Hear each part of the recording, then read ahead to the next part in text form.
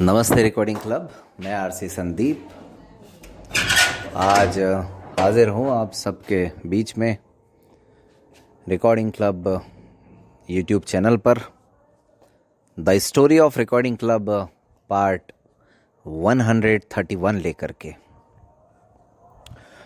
और आज शुक्रवार तो नहीं है, बुधवार है और दिनांक है 10 मार्च 2021। क्योंकि दोस्तों, जैसा कि मैंने पहले भी कहा था, हमारी कहानियाँ जो बीच में प्रसारित नहीं हो पाई, हमारी नहीं बल्कि इस रिकॉर्डिंग क्लब की कहानियाँ, उन्हें बीच बीच में ऑडियोज़ रिकॉर्ड करके कंप्लीट करना है, ताकि हम पूर्व में जो शुक्रवार छूट गए हैं उसकी भरपाई कर सकें। और वैसे भी मैं जानता हूँ कि कहानी वो अच्छी लगती है जिसमें निरंतर कुछ न कुछ होता रहे, और निरंतर जो कहानियाँ आगे बढ़ती रहें, साथ ही साथ निरंतर उसमें रोचकता भी बनी रहे। और चूँकि ये कहानी तथ्यों पर आधारित है और जो कुछ हुआ वो बताने का एक प्रयास है, तो इसलिए इस कहानी को तो जितना जल्दी हम सुनाएं उतना ही ज़्यादा अच्छा है। वैसे कहानियाँ दोस्तों आप और हम सब सुनते हैं, सुनाते हैं और पढ़ते भी हैं। पिछले दिनों कई कहानियाँ आप लोगों ने रिकॉर्डिंग क्लब के मंच पर भी सुनी और जी भर के उन कहानियों की सराहना भी की। लेकिन आज इस मंच के माध्यम से हम जो कहानी की बात कर रहे हैं वो है रिकॉर्डिंग क्लब की पहली वर्षगांठ, जो कि जयपुर में मनाई गई थी। और the story of recording club part 130 में मैंने आपसे कहा था कि कोशिश करूंगा कि जिसमें मुझे खोजबीन थोड़ी कम करनी पड़े और जितना हो सके अपनी तरफ से मैं अपनी बात कह सकूं, और जो कुछ याद है या फिर याद नहीं है उसे याद करके आप सब तक पहुंचा सकूं, यही प्रयास है। तो दोस्तों, आज की इस कहानी में अंत में इस ऑडियो के साथ एक पुराना ऑडियो उस समय का अटैच किया जाएगा, जो कि लगभग 13-14 मिनट का है। और उस कहानी में 3 लोगों की आवाज़ें हैं। मैं हूं एक तो, और मेरे अलावा 2 लोग और हैं। वे अपनी नज़र से इस कार्यक्रम पर बात कर रहे हैं। लेकिन मैं पहले ही निवेदन कर दूं कि वो ऑडियो वर्तमान समय के हिसाब से कतई प्रासंगिक नहीं है। लेकिन अगर आप 2017 20 मई को याद रखें तो फिर आप समझ जाएंगे कि 20 मई 2017 के हिसाब से वो ऑडियो ज़बरदस्त प्रासंगिक था। उस ऑडियो में कार्यक्रम का संक्षिप्त विवरण भी दिया गया है। साथ ही साथ उस बातचीत में जो ऐप लॉन्च किया गया, बार बार मैं इस ऐप का जिक्र करता हूं, उस ऐप की विशेषताएं, उस पर उठाए गए सवाल और आने वाले समय में क्या कुछ करना है, इस सब पर बात की गई है। लेकिन आज ना तो वो ऐप है और ना ही वो साथी उस रूप में सक्रिय हैं जिस रूप में उस समय हुआ करते थे। इसीलिए मैंने पहले ही निवेदन किया कि वो कहानी, वो ऑडियो आज के हिसाब से बिल्कुल भी प्रासंगिक नहीं है। लेकिन कहानी का हिस्सा है और उद्देश्य कहानी को आगे बढ़ाना है, तो फिर मुझे लगा कि एक अच्छा अवसर है कि उस समय किस तरह का उत्साह हमारे साथियों में होता था उसको भी थोड़ा सा यहाँ पर प्रस्तुत किया जाए। लेकिन मेरा हमेशा से ये मानना है कि कोई संगठन न तो एक दिन में खड़ा होता है और ना ही एक व्यक्ति से खड़ा होता है। संगठन निरंतर उसके सदस्यों के समर्पण भाव से और समय के साथ बदलाव करने से आगे बढ़ता है। तो ये सारे काम यहाँ भी हुए हैं। हमारे साथियों का समर्पण भाव जो तब था उससे कई गुना ज़्यादा आज है। हाँ, इस यात्रा में कुछ साथी नए आते गए हैं और कुछ साथी छूटते चले गए हैं, लेकिन हमारी तरफ से वो कभी भी न तो छूटे थे और ना ही वो गए थे। हम हमेशा उन साथियों को याद रखने का प्रयास करते हैं जब भी मौका मिलता है। और मैं ये कोई एक दो साथी ही नहीं, अनेक साथी, तमाम साथी जो भी इस यात्रा में शामिल रहे हैं, उनका लेश मात्र भी अगर योगदान रहा है तो मेरा प्रयास यही रहेगा कि मैं समय समय पर जहाँ भी अवसर मिले इस कहानी में उनका जिक्र ज़रूर करूं जब जब भी ऐसी परिस्थितियाँ आए। इसलिए ये कहानी इस रिकॉर्डिंग क्लब के बनने की तो है ही है, साथ ही साथ तमाम साथियों ने जिन्होंने इस यात्रा में सहयोग दिया, साथ दिया, उन सबको याद करने का भी एक अवसर है। बहरहाल ये तो मैं आपको बता ही चुका हूँ कि 19 मई 2020 की रात को इस ग्रुप का नाम रिकॉर्डिंग अजमेर की बजाय रिकॉर्डिंग क्लब कर दिया गया था। और ये भी मैं पहले ही बता चुका हूँ क्योंकि रिकॉर्डिंग का मुख्य रूप से कार्य था। वैसे हम जो मैसेज रिकॉर्ड करते हैं वो भी एक तरह की रिकॉर्डिंग है, और वैसे हम लोग तो पुस्तकों से, पत्र पत्रिकाओं से, तमाम माध्यमों से जुड़े हुए तो थे ही रिकॉर्डिंग करने की वजह से। और क्लब करना मतलब जोड़ना, चीज़ों को आपस में जोड़ना, बस। तो इन्हीं भावनाओं को ध्यान में रख करके साथ ही साथ मैं ये भी जिक्र कर चुका हूँ किसी कहानी के किसी भाग में कि पहले मैं रोटरी क्लब के साथ जुड़ा हुआ था, तो फिर क्लब वहाँ से जहन में आया और रोटरी और रिकॉर्डिंग कुछ कुछ मिलता जुलता भी है आपस में। बहरहाल जयपुर का जो कार्यक्रम हमारा हुआ, उस कार्यक्रम में साथियों बड़ी अच्छी बात ये रही कि कुछ जिन्हें हमने इनवाइट किया था इसमें अतिथि के तौर पर, उन साथियों से हमने किसी तरह का सहयोग नहीं लिया, जो कि हमने 300 रुपये तय किया था। लेकिन हमारे जो सदस्य थे समूह के, उन्होंने मिल कर के किसी ने कम किसी ने ज़्यादा जो भी खर्च उस दिन आया था उसको वहन किया।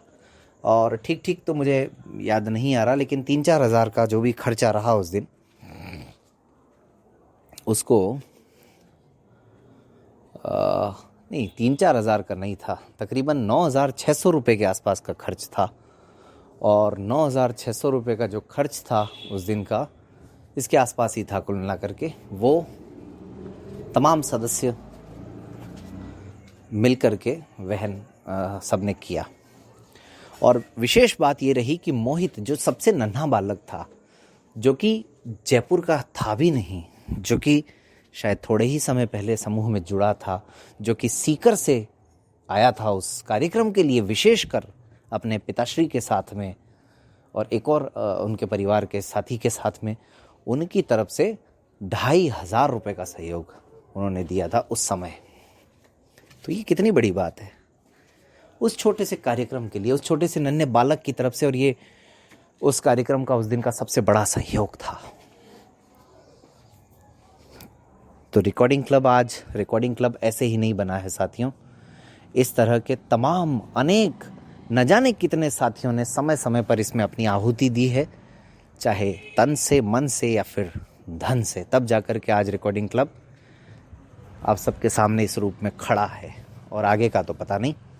बहरहाल प्रयास तो यही रहेगा कि हम रिकॉर्डिंग क्लब को बचाने का अंतिम दम तक प्रयास करते रहेंगे। बाकी नहीं कर पाए तो फिर वो तो ऊपर वाले की मर्जी, उसके आगे तो कुछ होता ही नहीं है। ये तो वहाँ पर हम सब जानते हैं। तो मोहित का जिक्र हुआ। मोहित ने ये दौलत भी ले लो, ये शोहरत भी ले लो, गज़ल भी गाई थी उस कार्यक्रम में। और मेरा उस दिन जो है, चूँकि सब लोग आपस में हम दोस्त लोग ही थे, शरद भाई, प्रतीक भाई, तो इन लोगों का ये अगले दिन एक संगठन जो जिसका भी जिक्र मैं पहले इसी कहानी में कर चुका हूँ, उस संगठन की स्थापना होने वाली थी 21 मई को जयपुर में ही। और उस संगठन के कुछ सक्रिय साथी इस कार्यक्रम में भी शामिल हुए थे। तो इस लिहाज से भी मुझे दोस्तों ने कहा कि तुम भी रुक जाओ यार, कल कहीं अटेंड करके फिर जाना। और जो यहाँ पर इस कार्यक्रम में जो लोग थे, उनमें से कई सारे साथी उस कार्यक्रम में ऑलरेडी शामिल होने वाले थे। तो फिर मैंने कहा चलिए ठीक है, मैं रुक जाता हूँ। और वैसे भी शनिवार था उस दिन, अजमेर में मेरी फैमिली थी नहीं, वो मेरे गांव जा चुकी थी। तो फिर मैंने कहा ठीक है, कोई ख़ास दिक्कत वाली, हाँ, लेकिन इस बीच में हमारे दोनों साथी, वरिष्ठ साथी, एक तो अर्पण जी और मेरे जूनियर साथी योगेश भाई, ये दोनों साथी रात को लगभग 11 बजे के आसपास किसी निजी बस से अजमेर के लिए रवाना हो गए थे।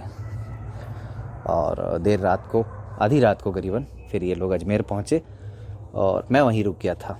तो कुल ना के हुआ वही कि मैं आया भी अलग और फिर रुक गया, और हमारे अर्पण जी और योगेश भाई वो दोनों साथ आए और फिर उनका साथ ही जाना हुआ। मेरा जाना उनके साथ नहीं हुआ, क्योंकि कहीं ना कहीं मेरे भी दिमाग में थोड़ा सा ये था, यार चलो अब आए हैं तो थोड़ा मस्ती करके और थोड़ा मौज मस्ती करके फिर जाएं यहाँ से। तो उस दिन रात को हम लोग प्रतीक भाई के घर रुके और रात को पता नहीं कब सुबह के 4 साढ़े 4 बज गए, कुछ पता ही नहीं चला बातचीत में। और ऐसे कई अवसर आए, उसकी भी झलक बाद में दिखाऊंगा यहाँ पर इस कहानी के माध्यम से। काफ़ी देर तक, 2-1 बजे तक तो कर्मवीर भाई भी हमारे साथ थे और इस कार्यक्रम में भी थे कर्मवीर भाई, और अगले दिन होने वाले में भी सक्रिय भूमिका में तो थे ही। तो खैर, उस कार्यक्रम जो अगले दिन होने वाला है उसका जिक्र तो मैं नहीं करूँगा बहुत ज़्यादा, लेकिन हाँ, कहीं ना कहीं ये आपस में कुछ छोटा मोटा कनेक्शन था कि उस कार्यक्रम के होने की वजह से कुछ साथी जो पहले से ही जयपुर में आ गए थे, वो हमारे कार्यक्रम में भी आ गए कंट्रीब्यूशन दे करके। और चूँकि वो आए तो उनका सम्मान मेरे लिए ज़्यादा महत्वपूर्ण था। तो फिर अगले दिन उस कार्यक्रम में मैं भी सम्मिलित हुआ। तो बस यही, जब रात को हम लोग बैठे थे तो उसी समय बातचीत करते करते सोचा चलो यार एक ऑडियो बनाते हैं ग्रुप के लिए और उसको ग्रुप में डाल देते हैं। बस यही सोच करके वो ऑडियो जो मैं अब इसके साथ अटैच करूँगा, वो हम लोगों ने रिकॉर्ड किया। और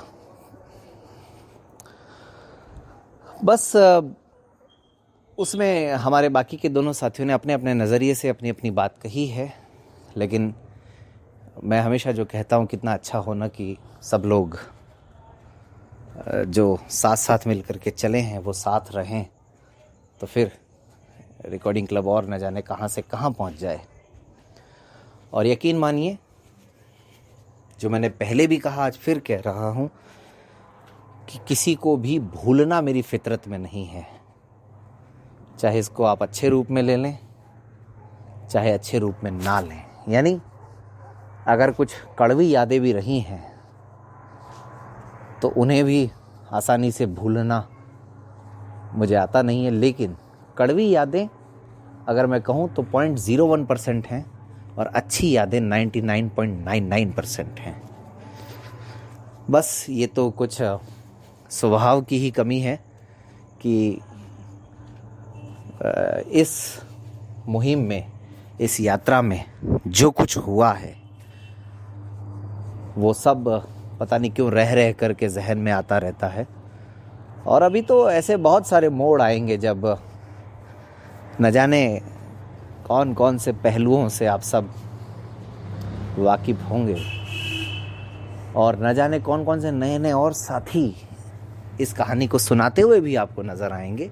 जिस प्रकार मेरे मित्र विनोद भाई ने कहानी सुनाई, आदरणीय सुरेंद्र तिवारी सर और सूर्य सर ने कहानी सुनाई, जयवंती मैम ने कहानी सुनाई। इस तरह से आने वाले समय में विनोद भाई भी दोबारा आएंगे इस मंच पर, और मैं तो सुना ही रहा हूँ और कुछ नए साथी भी इस मंच पर दोबारा सुनाई देंगे।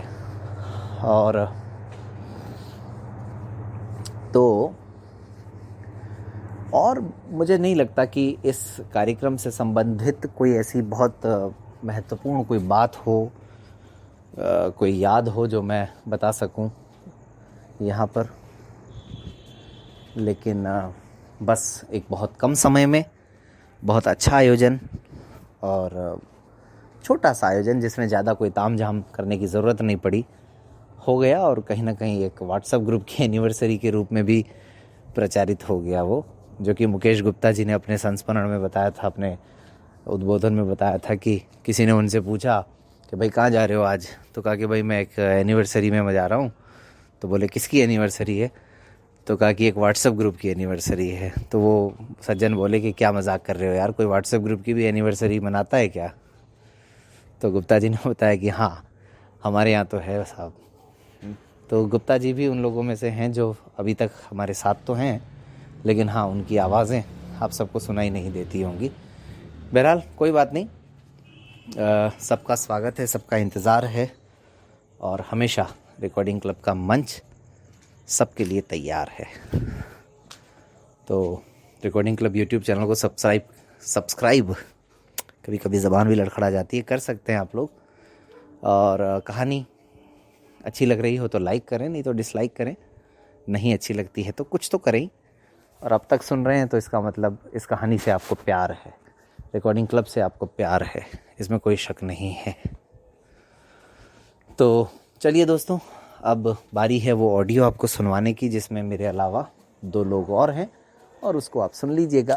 स्पीड बढ़ा करके सुनिए, डबल स्पीड करके सुनिए बस, लेकिन अपना साथ देते रहिए, क्योंकि ये कहानियाँ, ये वर्कशॉप्स, ये कार्यक्रम, ये सब तो चलते रहेंगे, लेकिन इस यात्रा में आप सबका साथ और समर्थन बहुत ज़रूरी है, आप सबका सहयोग बहुत ज़रूरी है। उसके बिना कुछ भी कर पाना संभव नहीं है। कहीं ना कहीं यकीन मानिए, आपकी प्रतिक्रियाएं ही वो हिम्मत देती हैं कि अब ये करना है, अब वो करना है, अब ऐसा होना चाहिए, अब वैसा होना चाहिए। तो इस सब के लिए हमेशा दिमाग चलता रहे, कुछ ना कुछ नया होता रहे, उसके लिए आप सब के साथ की आवश्यकता है। चलिए तो सुनते हैं इस ऑडियो को। दोस्तों नमस्कार, मैं संदीप त्रिवेदी जयपुर से। आप सब जानते हैं आज हमारा ग्रुप एनिवर्सरी का प्रोग्राम जयपुर में था, और अब हम पूरी तरह से आज के इस प्रोग्राम से फ्री हो गए हैं। मेरी नज़र से तो ये प्रोग्राम लाजवाब रहा, और मुझे लगता है कि मैं एक लाइन में अगर कहूँ तो अगर ये लाइव हम लोग पेश कर पाते तो शायद आप लोग बहुत ज़्यादा खुश हो जाते इस प्रोग्राम को देख करके अपनी अपनी जगह पे। लेकिन खैर कोई बात नहीं, फिर भी हम अपनी तरफ से कोशिश करेंगे कि जितना कुछ आपको उपलब्ध करवा पाएं। दोस्तों ये भी एक अच्छी बात आज होने जा रही है कि अभी इस मैसेज में आप 1 नहीं 2 नहीं 3 लोगों की आवाज़ें सुनेंगे, और शायद ऐसा भी इस ग्रुप में पहली बार ही होगा। तो बस अभी मैं ज़्यादा कुछ नहीं कहूँगा, अब मैं माइक सीधा शरद त्रिपाठी को दे रहा हूँ कि वो आज के इस प्रोग्राम पर और आज जो कुछ उन्होंने अनुभव किया उसके बारे में अपने विचार व्यक्त करेंगे, और उसके बाद हम प्रतीक भाई तक जाएंगे जो कि ऐप की तमाम विशेषताओं और जिन साथियों को जो जो प्रॉब्लम्स आ रही हैं उनके बारे में बताएंगे। शरद त्रिपाठी। धन्यवाद संदीप भाई। बिल्कुल आप सही कह रहे हैं कि पहली बार 3 साथी, मतलब कहते हैं कि जब मिल बैठे 4 यार, तो लेकिन आज व्हाट्सएप ग्रुप पे 3 यार और 3 साथी।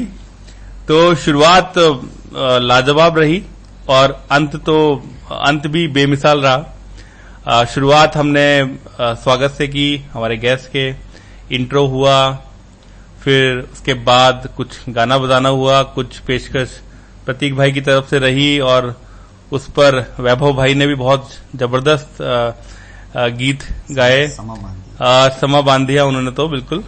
और फिर कुछ लिखी हुई पंक्तियां संदीप भाई की, वो उन्होंने कंपोज की अपनी धुनों में, वो भी लाजवाब रहा। तो उसके बाद इस बीच में इंट्रोडक्शन भी होता रहा। आप लोगों के जो कुछ आप लोगों में से जो फीडबैक्स आए थे वो भी सबको सुनाए गए वहां पर। और उसके बाद हमारी एनिवर्सरी का केक काटा गया। अच्छा, इस पूरे प्रोग्राम के बीच में पकवान भी चलते रहे, मतलब एक टेबल से दूसरी टेबल पे चाय शेयर होती रही और एक शानदार हमने मॉकटेल पिया।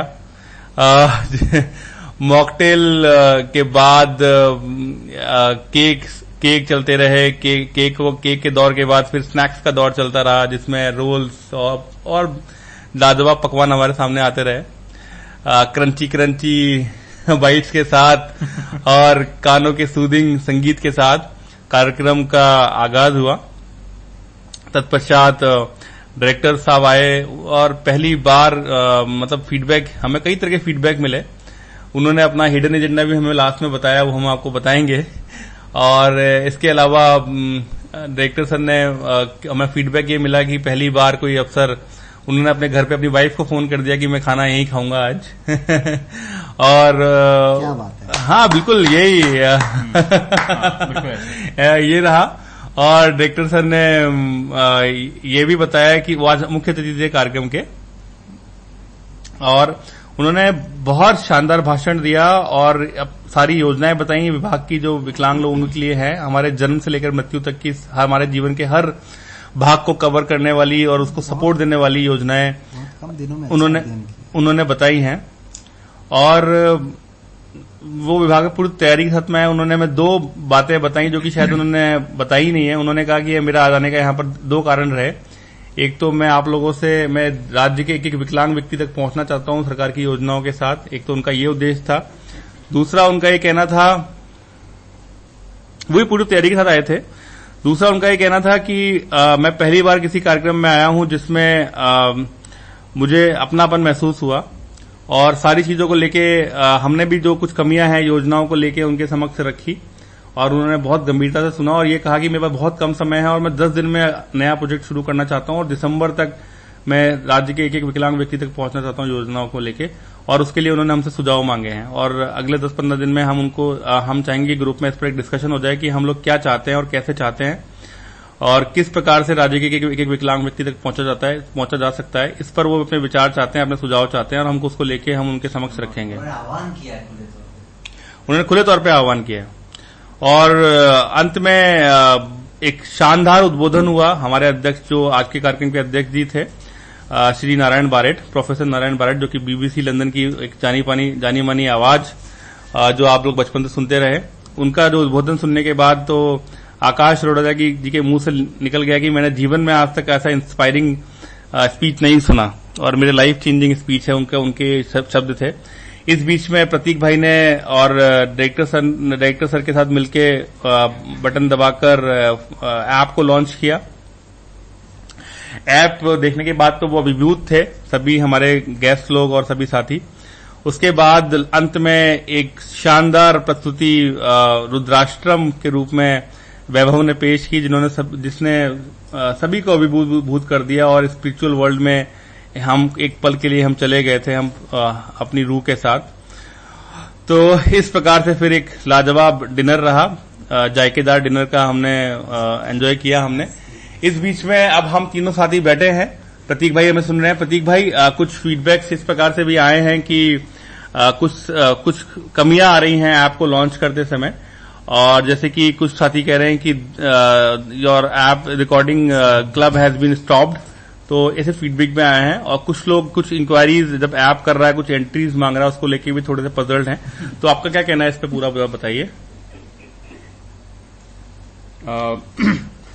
साथियों नमस्ते, नमस्कार। मैं प्रतीक अग्रवाल और सबसे पहले तो ये कि इस प्रोग्राम में ऐप जो लॉन्च हुआ इसके लिए आप सभी को कंग्रेचुलेशंस। एक नया माइलस्टोन ऐड हो गया है इस ऐप के लॉन्च के साथ में और डायरेक्टर समित शर्मा जी ने अपने हाथ से इसको न सिर्फ लॉन्च किया बल्कि उसके अलग अलग फीचर्स को देखा और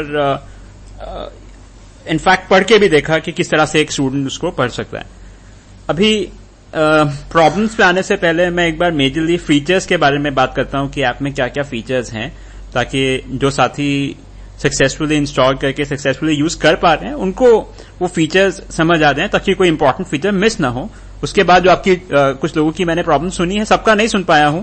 अभी संदीप भाई के फोन के थ्रू ही कुछ 2-3 लोगों के मैंने मैसेजेस सुने जिनको प्रॉब्लम आ रही है, उसके बारे में भी बात करूंगा।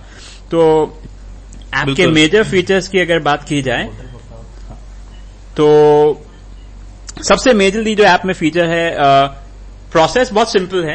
आप जैसे ही अपना इंस्टॉल करते हैं ऐप को तो साइन अप आपने करना होता है। बेसिकली साइन अप का एक बटन आएगा जिसपे आप साइन अप कर सकते हो, जहां पर आपने first name, last name, email address और मोबाइल नंबर, आपने अपना ही first name, last name, email address और मोबाइल नंबर डालना है। और जब आप अपनी डिटेल भर देते हैं तो उसके बाद आप साइन अप कर सकते हैं और उसके बाद आप ऐप के अंदर एंटर कर जाते हैं। इसके बाद आपके पास कैटेगरीज हैं। हमारे पास अलग अलग तरह की कैटेगरीज हैं जैसे कि special audios, comparative exams, UGC और कुछ और ऐसी कैटेगरीज हैं जिनके अंदर मटेरियल अवेलेबल है। आप जो कैटेगरी चुनना चाहते हैं उस पर आप डबल टैप कर सकते हैं और उसके बाद उस कैटेगरी के अंदर जो सब कैटेगरीज हैं वो आती हैं। यानी अगर आप स्पेशल ऑडियोज की बात करेंगे तो फॉर एग्जांपल वहां पर आपको इंडियन कॉन्स्टिट्यूशन, करंट इश्यूज, ऐसी और कुछ सब कैटेगरीज मिल सकती हैं जिसमें आप अगर उस सब कैटेगरी के अंदर आप डबल टैप कर दें जो आपको चाहिए तो आपको उस सब कैटेगरी के अंदर अलग अलग फाइल्स के नाम सुनने को मिलेंगे।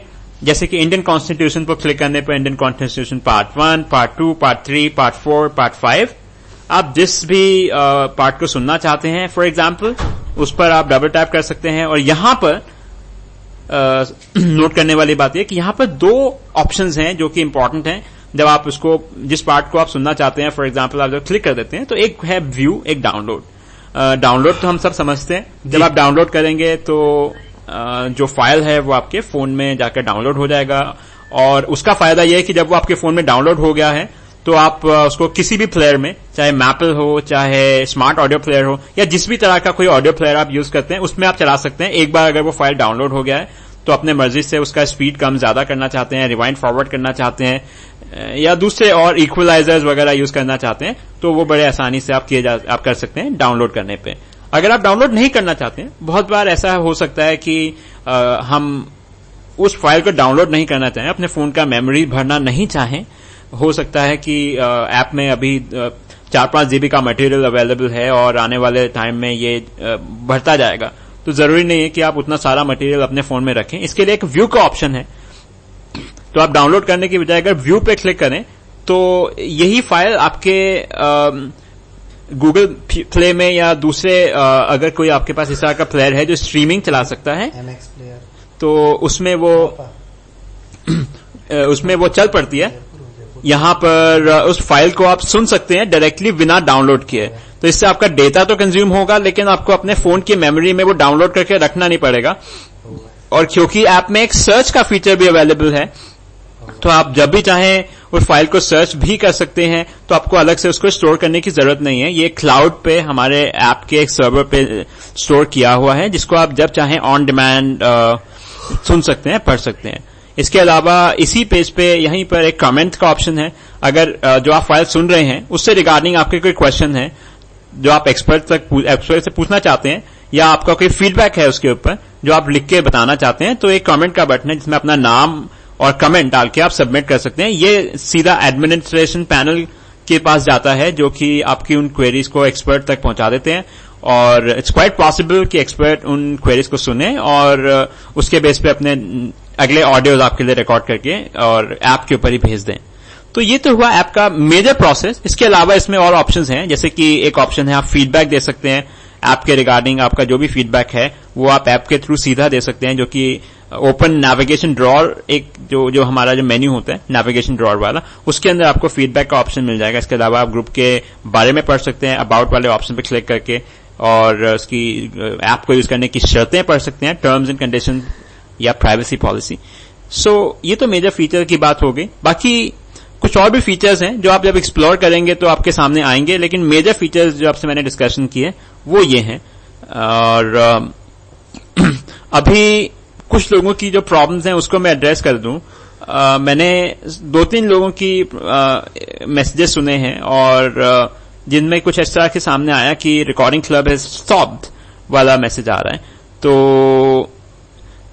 उन साथियों से मेरी गुजारिश होगी कि वो अपने जो फोन्स हैं उनके ऑपरेटिंग सिस्टम के वर्जन बता पाएं, या कम से कम अपने फोन का नाम, एग्जैक्ट मॉडल नंबर बता पाएं अगर ऑपरेटिंग सिस्टम नहीं जानते हैं। अगर आप जानते हैं कि आपके फोन का ऑपरेटिंग सिस्टम क्या है, एंड्रॉयड, आप जानते हैं कि एंड्रॉयड के बहुत सारे वर्जन आते हैं। अभी एंड्रॉयड 7.0 न्यूगेट जो है वो हम यूज कर रहे हैं। एंड्रॉयड 8.0 ऑलरेडी आ चुका है, जो कि बहुत सारे फोन में रोल आउट होने लगेगा।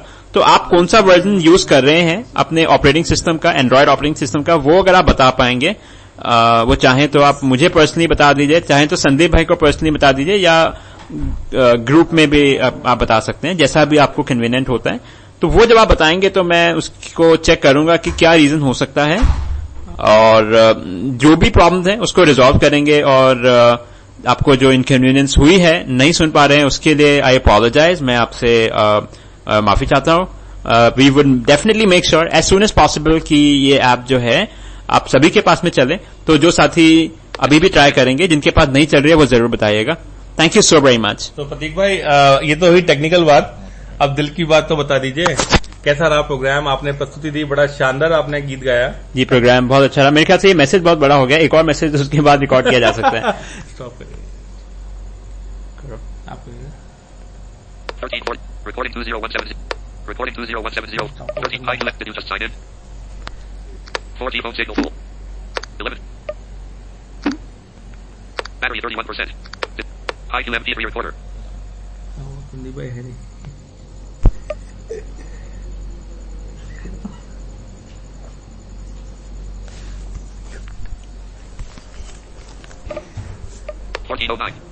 High MP3 recorder. List button. Tap battery 31%. Settings. Stop button.